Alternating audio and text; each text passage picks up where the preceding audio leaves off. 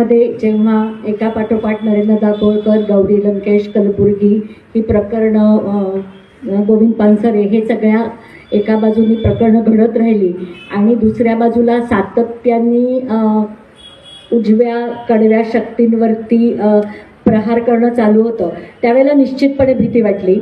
अनेक कार्यकर्त्यांनी त्यावेळेला ताई साहेबांना एकटं पाठवू नका, आम्ही बॉडीगार्ड म्हणून जायला बरोबर आहोत असं सुचवलेलंही होतं.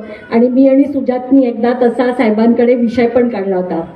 पण साहेबांनी जे उत्तर दिलं त्याच्यानंतर तो विषय आमच्या घरात कायमचा बंद झाला.